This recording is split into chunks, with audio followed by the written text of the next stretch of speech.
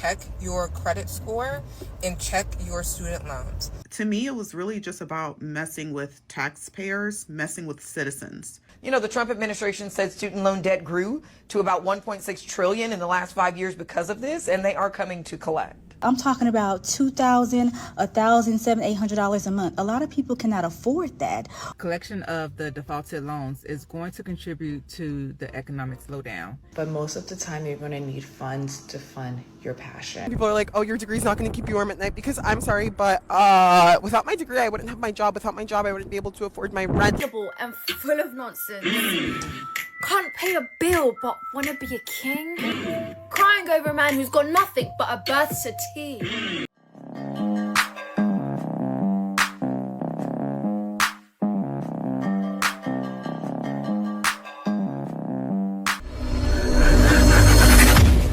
We know this impacts a lot of people.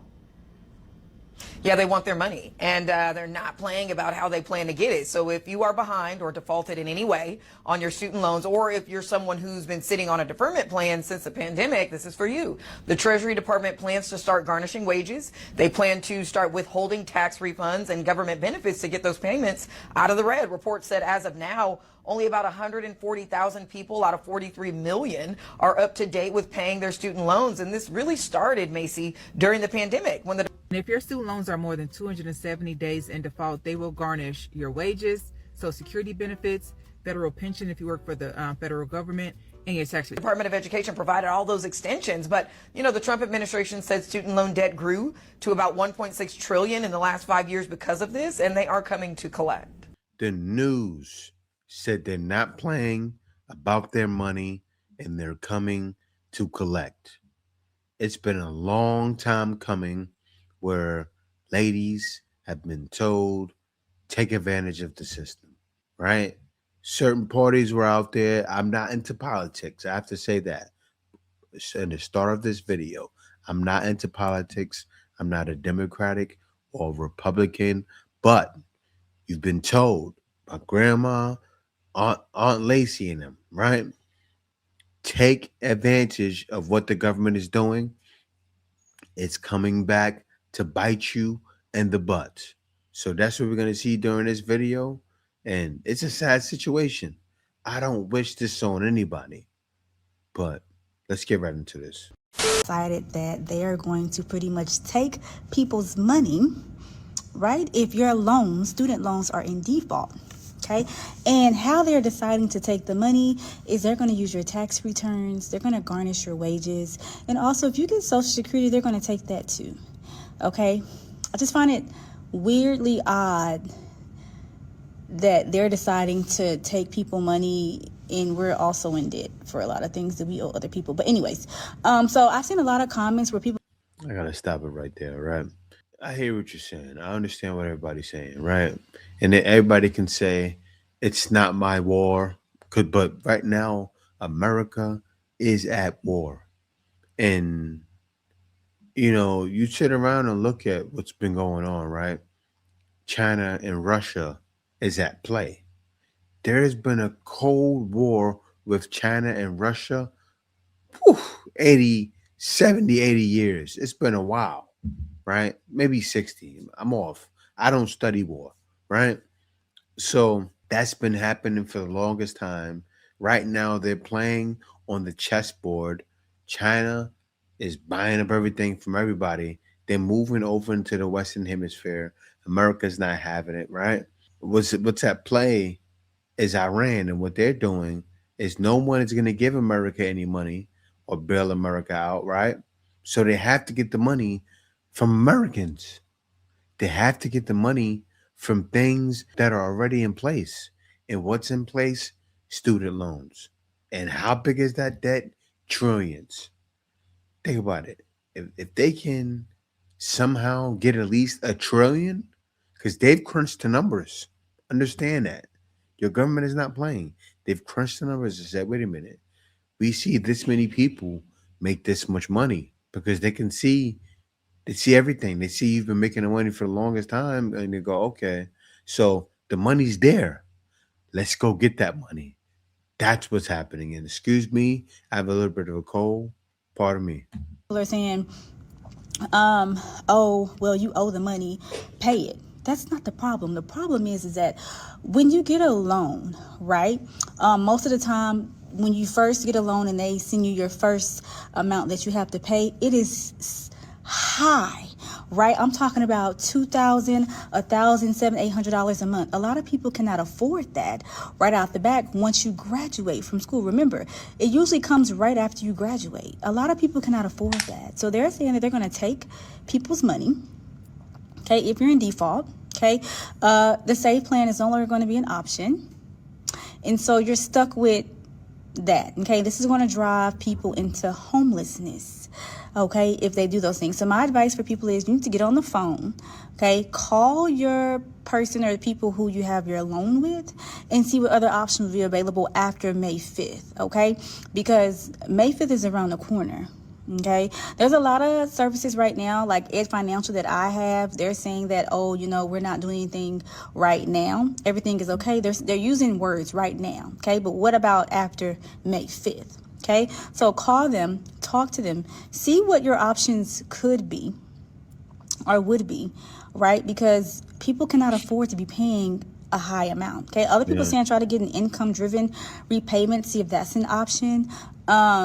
But call to talk to them. Don't just allow them to come in and garnish your wages. Set up a plan so that you can be okay, okay? We ain't don't stress. Figure it out, all right? Love y'all. Bye. Yeah, she's right. You know, and there's plenty of videos like this, and all of them are right. Don't wait until, you know, you're at your last breath, because that's how it feels like. Like when you're in debt, you feel like you're at your last breath, no way out. And what happens is after that, anxiety kicks in. Now, somebody said it too in a video yesterday, and I said it as well. The girl was walking the street and was hearing voices because she was drunk. That's when you know, schizophrenia kicks in. It's crazy. You only can imagine the outcome of this. It's going to be tragic. Default, look at here and listen to me good. It won't be a Merry Christmas or a Happy New Year if they start garnishing your wages in January, which is what they plan to do. And who is they? Trump, the Department of Education, and that wrestling lady. Trump and his administration will start garnishing the wages of student loan borrowers that are in default in early January. More than 5 million student loan borrowers are currently in default. And I have to say this, right? Because it's not just our people, and you know, it's mostly females, but it's not just black females. I think around 64% of the loan borrowers are females, but it's not all black. Of course, I'm sure a lot of white ladies in there. Everybody is taking advantage of the system. They gotta get that money. Could swell to roughly 10 million borrowers very soon. Wow. But if you're in default and you're not sure what to do, I got you. Write this down. Number 1, act immediately. Before they can start taking your money and garnishing your wages, they have to send you a notice of intent to garnish. Once you get this, you have a 30-day window.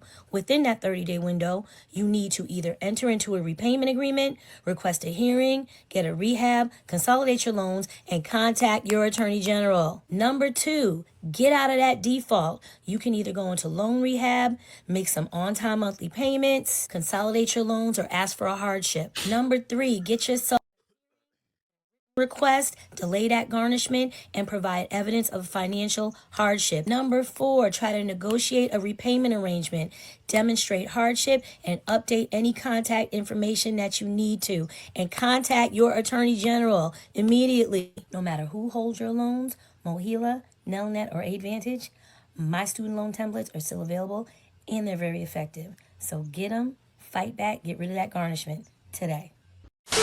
I need you to right now check your credit score and check your student loans. They are making people involuntary default on their student loans. The administration said it is supposed to officially go into effect in May, but I personally know people that this has affected them starting 2 weeks ago and last week. You need to check your student loans the second you see this video, and I am not playing. You need to check your credit score. In in addition to that, if you are a federal worker, I also believe they are in the works of, like, if your loan defaults, your student loan defaults, speaking about garnishing wages. Now, that's specifically for the federal workers, but keep an eye out if that affects everybody. But I need you to go check your loans. I need you to check your credit score, and I need you to be so action forward with this. Call the debt collectors, call whomever to talk about your plan, your repayment plan, and all of that. Do not let this fall behind. Do not let this fall behind. Do not let this fall behind. The Department of Education, I thought it very interesting. People that were laid off, I should say, were people that were going to hold your loan servicers accountable. Meaning that if you had an issue with your loan servicer, such as you've been paying for way too long or interest was not calculated correctly, the people that would hold the loan servicers accountable and kind of look at your case, all those people were let go. But I found it very interesting that some of my colleagues called me, and these were colleagues that dealt with administrative wage garnishments and treasury offsets. All those people still have their job. And so I knew. That's very telling. The fact that they kept those people, because what's going to happen is this, right? They'll let the other people go. They're going to put more people into that department, more people to make phone calls as well. So right now, if you want a government job, helping collect, past due student loans, things like that, helping with debt collection, I'm sure it's paying nicely. You have to think about where the jobs are. If you're a lady out there, you want to get a job and you can talk on the phone, go into that department because they're about to start hiring. And I'm sure they're going to be paying like around 25, 30 bucks an hour. I'm going to check something right now. Let me check something. I see it. Federal debt collection jobs, employment, 2,370 debt collection jobs available on Indeed. See, guys, I got to show it to you guys. I got to share my screen right now. You guys got to see this. 1 second. 2,370 federal debt collection jobs available on Indeed. Look at this. 72,000 to 148,000 a year. Guys, I understand what's going on. Certain guys that have a consultation with me, one of the things I talk about is stacking income. But what I mean by that is having multiple streams of income. The fact that they're paying 72,000 to 148,000, and guys, that job is remote. That's for a remote job. Understand what's happening. Remote, you can be at home talking on the phone and do what you need to do. Amazing. 148,000 is nothing to laugh at. The Department of Education was going to start garnishing people's wages and doing treasury offsets, which means basically taking your income tax refunds. Because it was never really about getting rid of the Department of Education. To me, it was really just about messing with taxpayers, messing with citizens. Because if you go on USA Jobs right now and you look at Department of Education, there's plenty of jobs there. There's still jobs. They're still hiring. But of course, there's a bunch of people who, really believe that, oh my gosh, you're going to get rid of the Department of Education. No. Yep. They're going to get their money. They got rid of the parts of the Department of Education that can help you, yes. That can help students, yes. But the part that's going to make sure that you pay those student loans, no matter how predatory, that part of the Department of Education is still running. And they'll never get rid of it. All I can say is that if you have a student loan in default, if you've never done a rehabilitation, call the default resolution group and tell them that you would like to rehab your loans. Get into a rehab agreement And depending on your income, you can have a payment as low as $5 a month under the rehabilitation agreement. I wish everyone the best, and I'm hoping that, 3 years and some months left. Just hang in there. Department of Education is currently drafting your default letter. Let's talk about it. As I mentioned, the on-ramp period initiated under the Biden administration has come to a close, and they are now seeking to collect on defaulted loans. In the Department of Education, Linda McMahon stated that why do Americans who didn't go to college or who have paid their student loans have to pay the loans of other student loan borrowers? Well, the same can be said for PPP forgiveness, bank bailouts, airline bailouts, big corporation bailouts. I'm a wage earner. I'm not an entrepreneur. I don't own a business, but I'm sure my taxes went towards those bailouts. And economists experts believe that collection of the defaulted loans is going to contribute to the economic slowdown at a time when there's already a pending recession. If 5 million people are defaulted on their loans and their loans go to collections, that means there's no big purchases being made, no houses being purchased, no cars being purchased. So it's like what's good for the goose is good for the gander, but in reverse. And this for sure will have a trickle-down effect and affect everyone as a whole. If you receive a default letter, it will have a web page for you to go to learn about how you can get out of default. I did some research on my own to see if there are any programs to help student borrowers get out of default like it was under the Biden administration with Fresh Start, and there is none. It's either consolidate your loans or go through a loan rehabilitation process. Hopefully someone in the higher ups will realize that this rollout is going to have to come with some type of program. Dumping this huge debt on the backs of struggling Americans already is just going to make things worse. But yeah, this is your student loan update for the day. Make sure you follow to stay up to date on all things student loan related. All right, bye. Yeah, and what's going to happen is they're going to run that program through their federal debt collection agency that's paying $70,000 to $148,000. Guys, I see where the opportunities are. I do. I do this all the time, right? When right now they're not really hiring Americans. They're saying we want people with experience. But I see guys overseas in India making $75 an hour. There's a problem, right? I see people in the Philippines taking the money. People in Argentina. Why? Because they have experience, right? So what's been happening is this has been happening. Check this out. So funny when people are like, oh, your degree's not going to keep you warm at night, because I'm sorry, but without my degree, I wouldn't have my job. Without my job, I wouldn't be able to afford my rent. Without having a home, I wouldn't be able to have heat and electricity. So actually, sorry, but my degree does in fact keep me warm at night. Crying over a man who's got nothing but a birth certificate. He has no drive, no plan. You see, she said your bachelor's degree, crying over a man who has nothing but a birth certificate. You see what she's doing? Drawing it in men's face. Let me let it continue. Just vibes, excuses, and a broke boy stance. Talking about trust the process. Boy, what process? Unable and full of nonsense. Can't pay a bill, but wanna be a king? You're the whole table, and guess what? He can't bring a thing. Block that man, go touch some racks. Fumbled you. Now don't look back. Next, let it be on the yacht. Loser who's still at the dock. It's good, Jamie. I know what I'm talking about, bitch. I'm me.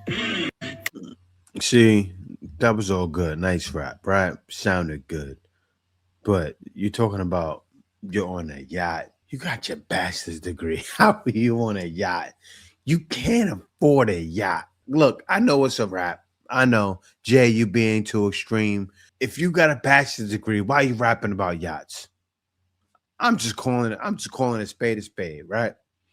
I'm calling what I see. That's all I'm doing. I'm reacting, and it's a problem. Mom told me I wasn't allowed to major in certain things. I had 3 options. I could become a doctor, I could become a lawyer, I could become an engineer. And looking back now, I feel like what she was trying to tell me, and she did not have the language to express this, is that I needed to major in something that's going to be able to financially take care of me. So I'm going to pass this advice on to all lower income students who are in college. If you are in college and you know that you do not have a financial safety net, there's nobody's going to come and rescue financially, nobody is supplementing your life, and you're all you have, I recommend not majoring in certain major. And this is not to say that one major is better than the other. No, I recognize the value in all spaces, the arts, the sciences, etc. But you need to be smart about your decisions, in that if no one is going to grab you when you're falling, major in something that's going to make sure that you're able to catch yourself. You can still pursue your dreams in whatever passion you may have, but most of the time you're going to need funds to fund your passion. Do whatever you will with this information. Again, this is not a personal slight at any major. I love the value, and if you want to major in something that may not be as... You see what she said? She was taught to get a degree that matters. A lot of ladies have a degree that doesn't matter. And then they make rap songs about guys. I mean, come on now. This is what's happening. It's sad, but very true. lucrative, but you have the financial support from a spouse, from your parents, from your family, go for it. But if you don't have that support, please, please, please think strategically and think about, how can I get the funds to adequately fund my passions? Truly envious of the black women who have gone back to school for their master's and their doctorate degrees. If you are a black woman who has gone back to school to get a master's or even a doctorate This is the problem. This is why the government has to collect their money. degree, please give us the tea. How did we do it? How did you find the motivation? Did you have a full-time job? What did you do? Did you apply for scholarships? What was your support system like? I want to know how you got to where you are today. What's your job now? What's your career? What do you do for a living? If you are a black woman, what did you do? How did you do it? What is your career right now? And how did you get to where you are today? I want to go back to get my master's degree in screenwriting, and I cannot find the motivation. Master's degree in screenwriting? That's what the lady was just talking about. Master's degree in screenwriting. I must be drunk or something. 34, I'm discovering free will. I'm realizing I can go back to school to do whatever the I do. But the one thing that's keeping me from doing that is I have a full-time job. Not only that, but I just Celebrate. You have a full-time job. How about you get a job being a debt collection agent and stop getting more college debt? I can't find the motivation to fill out the application. I don't know if it's a fear of going back to school or it's a fear of being rejected. I don't know. Please give me all the tips.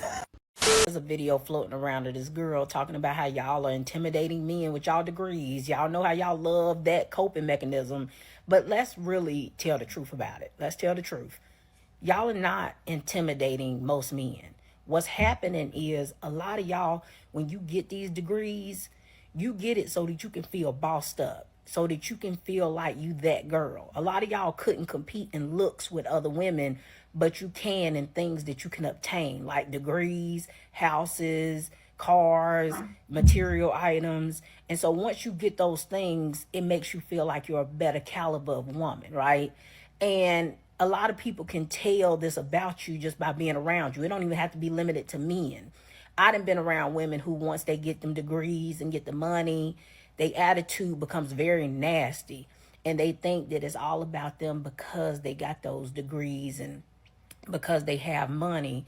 Then they start looking down on people, talking crazy to people, and they just develop this really nasty attitude. And men find that to be off-putting. Most people find it to be off-putting, right?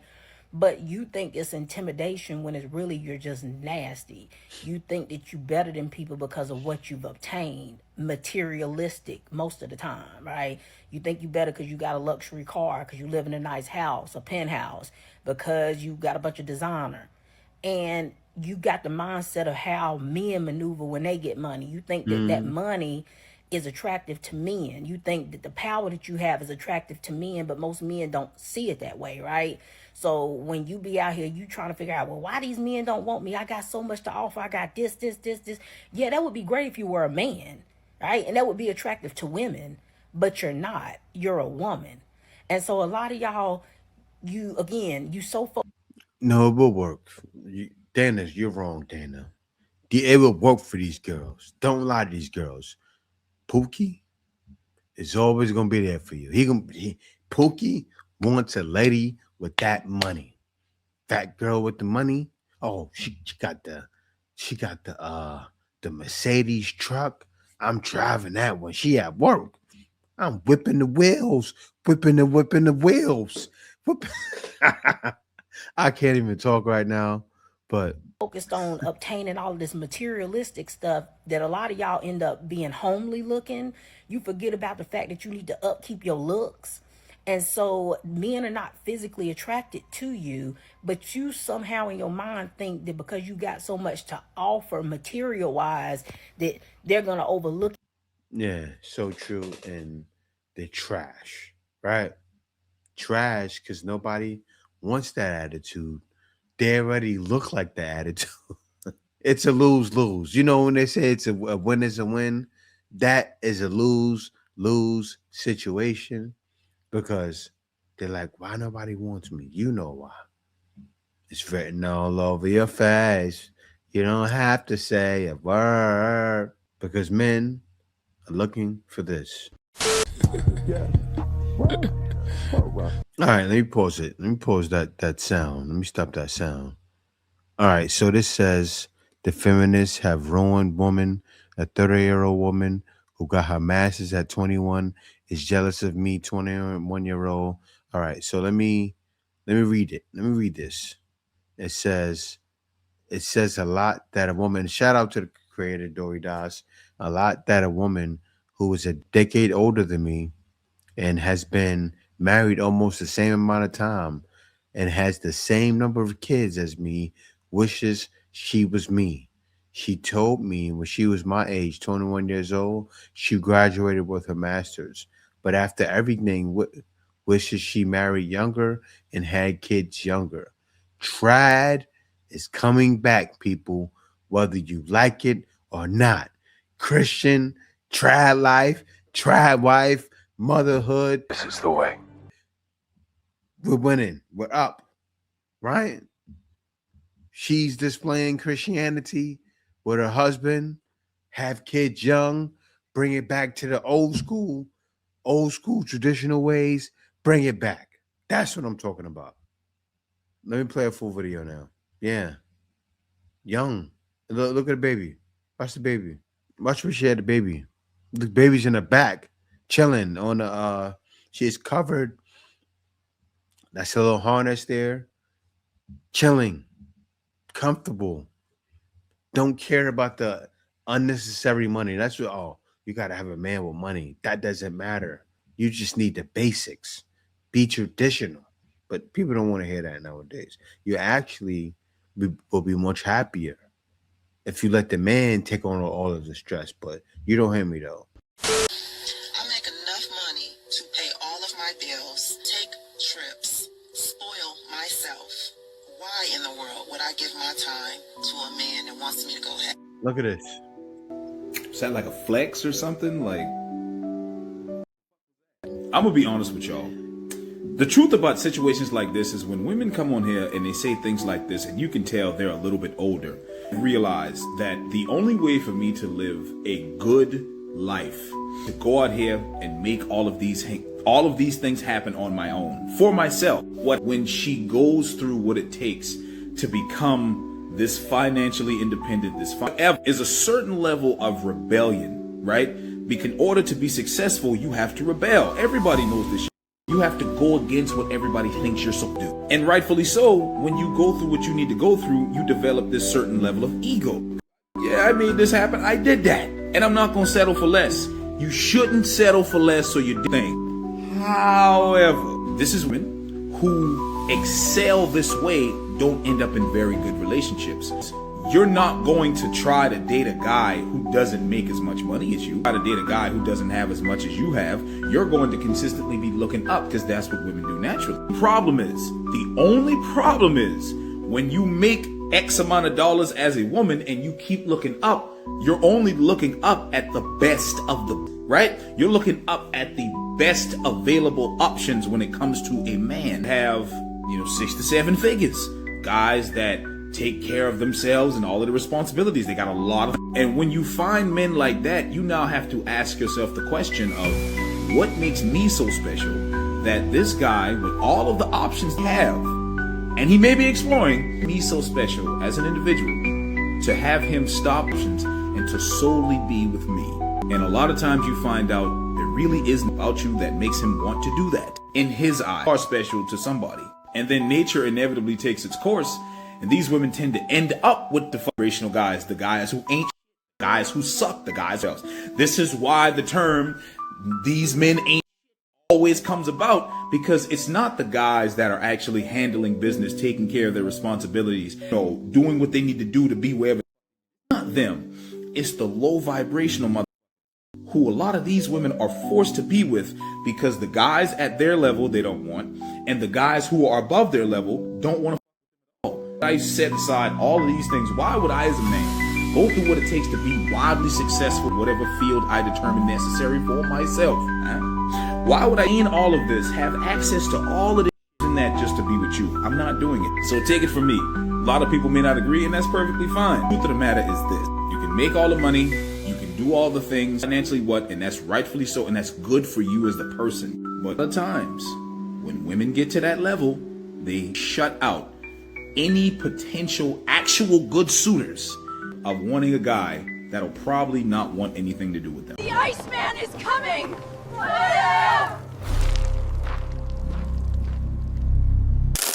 Winter is here.